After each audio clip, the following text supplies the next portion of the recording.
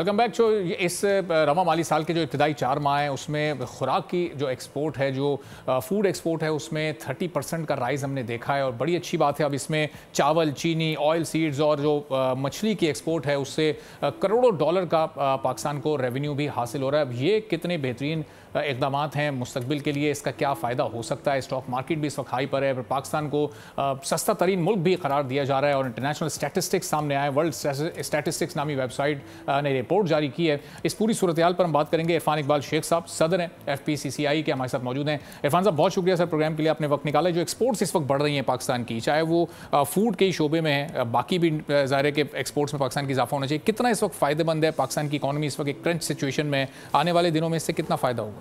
देखिए, 2-3 चीज़ों को आपको लेना पड़ेगा।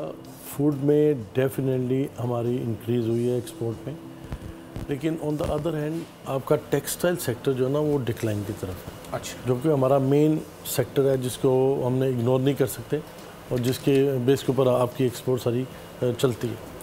तो ये 2-3 चीज़ें ऐसी हैं जिसको हमें ठीक करना पड़ेगा और इसके ऊपर गवर्नमेंट का फोकस है। और ख़ास तौर पे SIFC का जो अभी उसमें मीटिंग भी हुई SIFC की, उसमें भी उन्होंने यही कहा कि इसी चीज़ को हम आगे लेके चलेंगे और एक अच्छा इन्वेस्टमेंट जो आने का हमारा इम्कान भी बन गया है, क्योंकि अभी भी इस वक्त हमारी टीम जो बैठी है दुबई में है और उनके साथ मीटिंग चल रही है UAE के साथ।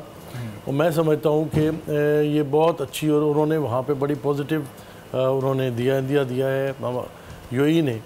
और मोस्ट प्रॉब्ली वो ये कह रहे हैं कि जब हम 25 बिलियन जो हम बात कर रहे थे, चीफ साहब ने बात की थी कि वो पाकिस्तान में इन्वेस्टमेंट को लेके आएंगे। अगर ये हो गया तो मैं समझता हूँ बहुत बड़ी कामयाबी है।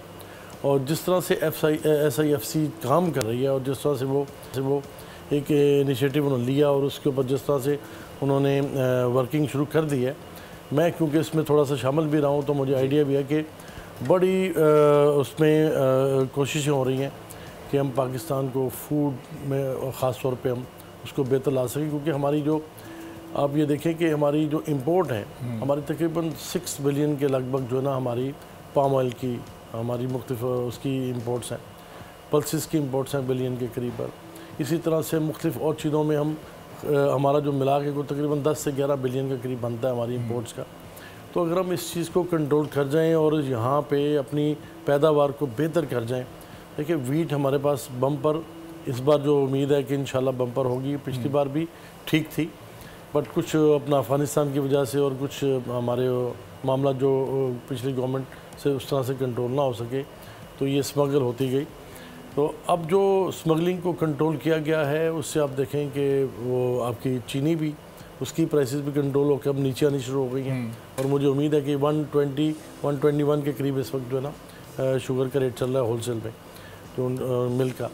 तो उम्मीद है कि ये जब क्रशिंग शुरू हो गई है, 2 दिन पहले से क्रशिंग स्टार्ट हुई है, तो उसके बाद चीज़ें शायद थोड़ी सी और नीचे आएँ। लेकिन अब इरफान साहब, ये हम हर साल ही देखते हैं कि ये बम्पर फसल का हम सुनते हैं, वीट की भी, शुगर की भी, लेकिन अब थोड़े अरसे बाद फिर उसका बहरान भी पैदा होता है। वो नेग्लिजेंस होती है हुकूमत की, वो इंटेंट की वहाँ पर कमी होती है, वहाँ कोई करप्शन या कोई मफादात गालिब आ जाते हैं, फिर ये बहरान हम क्यों उस कैफियत से गुजरते हैं? उसकी भी 2 वजूहात हैं। देखिए, पहली बात यह है कि गवर्नमेंट के पास करेक्ट डेटाज नहीं है।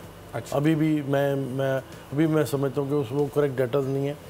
और नंबर 2, यहाँ से जब हम पिछले 20 साल से अफ़गानिस्तान को हम फूड सप्लाई कर रहे हैं, उसमें आपकी वीट भी है, उसमें आपकी शुगर भी है और उसमें और मुख्तलिफ बेशुमार चीज़ें हैं। बट हमें ये चीज़ देखनी है कि जहाँ पे आपको स्मगलिंग का नुकसान हो रहा है या जहाँ पे हो रहा है, पहले तो हमें चाहिए कि स्मगलिंग को टोटली जो नासूर है इसको ख़त्म कर दें। सब्सक्राइब करें और बेल दबाएं ताकि कोई खबर रह न जाए।